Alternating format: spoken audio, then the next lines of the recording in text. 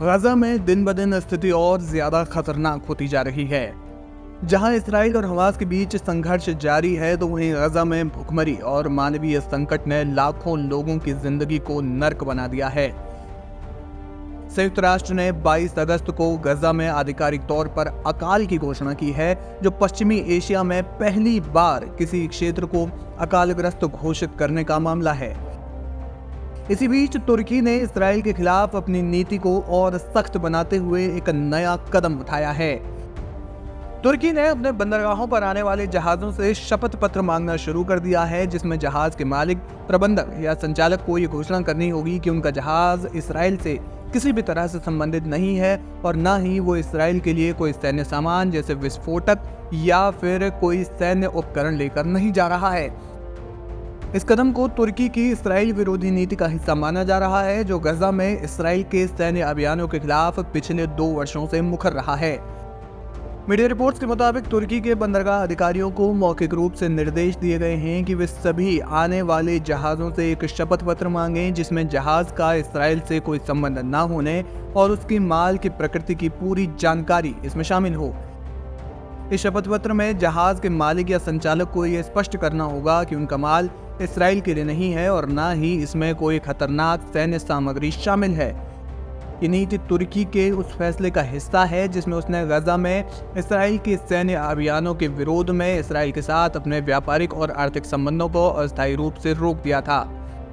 जानकार मानते हैं कि कदम तुर्की की क्षेत्रीय और वैश्विक मंच पर इसराइल के खिलाफ अपनी स्थिति को और मजबूत करने की रणनीति का हिस्सा हो सकता है। तुर्की और इसराइल के बीच संबंध पिछले कुछ वर्षों में तेजी से बिगड़े हैं। तुर्की के राष्ट्रपति रजब तैयब एर्दोआन ने इसराइल के प्रधानमंत्री बेंजामिन नेतन्याहू की नीतियों की तुलना हिटलर से करते हुए कड़ी आलोचना की। एर्दोआन ने गजा में इसराइल के सैन्य अभियानों को नरसंहार करार दिया और इसे क्षेत्रीय शांति के लिए खतरा बताया। तुर्की ने अंतर्राष्ट्रीय मंचों पर भी इसराइल की नीतियों की निंदा की और फिलिस्तीनी मुद्दे पर हमास का समर्थन किया है। इसके अलावा तुर्की ने मई 2024 में इसराइल के साथ सभी व्यापारिक संबंधों को सस्पेंड कर दिया था और इसके बाद उसने इसराइल से आयात और निर्यात पूरी तरह से उस पर रोक लगा दी थी। ये नई शपथ पत्र नीति उसी दिशा में एक कदम है जिसका उद्देश्य इसराइल के साथ किसी भी अप्रत्यक्ष व्यापार या समुद्री गतिविधियों को रोकना है। तुर्की की ये नीति इसराइल के खिलाफ उसके सख्त रुख को दर्शाती है। तुर्की का ये कदम न केवल इसराइल तुर्की संबंधों को प्रभावित करेगा, बल्कि ये मिडिल ईस्ट की भू राजनीति पर भी असर डाल सकता है। आपको बता दें कि तुर्की नेटो का सदस्य है और क्षेत्रीय शक्ति के रूप में अपनी स्थिति मजबूत कर रहा है। इस नीति के जरिए अरब और इस्लामी दुनिया में अपनी लोकप्रियता बढ़ाने की कोशिश कर रहा है। साथ ही ये कदम इसराइल पर दबाव बढ़ाने का एक प्रयास भी साबित हो सकता है, ताकि गजा में अपने सैन्य अभियानों को इसराइल कम करे। इसराइल गजा में जिस तरीके से लगातार सैन्य कार्रवाई बढ़ाता जा रहा है, ऐसे में तुर्की का ये कदम बेहद अहम माना जा रहा है।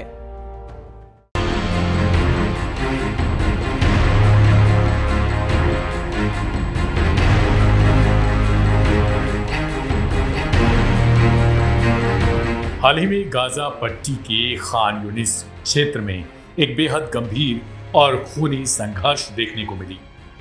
हमास के लड़ाकों ने इसराइल की सेना के एक किलेबंदी वाले शिविर पर हमला बोल दिया, जो कई मायनों में इस क्षेत्र में पिछले कुछ हफ्तों में हुए सबसे भीषण हमलों में से एक था। इस हमले में हमास के लड़ाकों ने बड़ी ही चालाकी और जाबाजी का परिचय भी दिया। उन्होंने मरकावा 4 टैंकों को नष्ट कर दिया, जो इसराइल की सेना की सबसे आधुनिक और ताकतवर टैंकों में से एक है। इसके साथ ही उन्होंने ऐसे किलेबंद घरों पर भी हमला बोल दिया जहां इसराइली सैनिक शरण लिए हुए थे।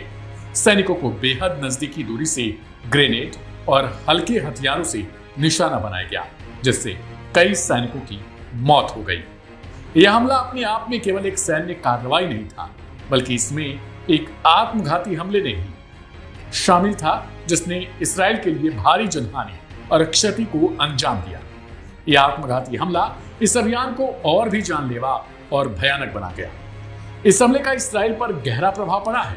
यह एक साफ संदेश है कि हमास ने अपनी रणनीति और सैन्य क्षमताओं में सुधार किया है और वे इसराइली सुरक्षा बलों को लगातार चुनौती भी दे रहे हैं। इसराइल ने भी तुरंत जवाबी कार्रवाई की घोषणा की और गाजा सिटी में व्यापक सैन्य अभियान शुरू कर दिया है। इस अभियान का मकसद है हमास के खिलाफ सख्त कदम उठाना और भविष्य में ऐसे हमलों को रोकना। हालांकि इस संघर्ष में दोनों ओर से भारी जनहानि और तबाही भी देखने को मिली, जिससे क्षेत्र की स्थिति अत्यंत तनावपूर्ण बन चुकी है। यह संघर्ष मध्य पूर्व के जटिल राजनीतिक और सैन्य परिदृश्य का भी एक हिस्सा है, जहां पर छोटी छोटी घटना बड़े बदलाव का कारण बन जाती है। हमास का यह हमला और इसराइल की प्रतिक्रिया क्षेत्रीय स्थिरता के लिए एक बड़ी चुनौती पेश करती है। जैसे जैसे इस संघर्ष की खबरें आ रही हैं, दुनिया की नजरें इस क्षेत्र पर टिक चुकी हैं, क्योंकि यहाँ पर हो रहे घटनाक्रम सीधे तौर पर वैश्विक शांति और सुरक्षा को भी प्रभावित कर सकते हैं।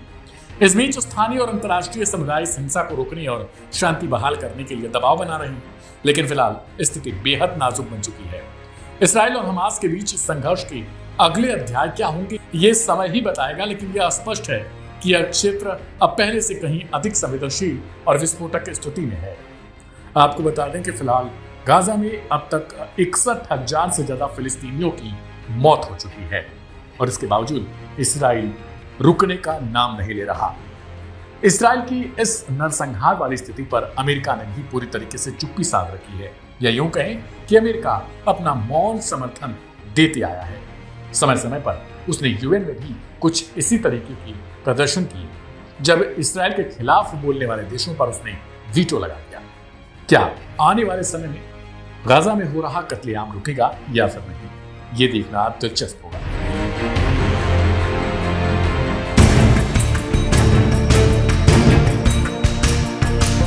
ये है यमन के अंसारुल्लाह या हूती फाइटर्स की अल अश्तर ब्रिगेड। इसकी सिंबॉलिक इकाइयों ने यमन के माराद जिले के अल बेडा गवर्नेंस से लेकर मारिब गवर्नेंस तक एक विशाल परेड निकालकर गजा में इसराइल की आक्रामकता को खुली चुनौती दी है।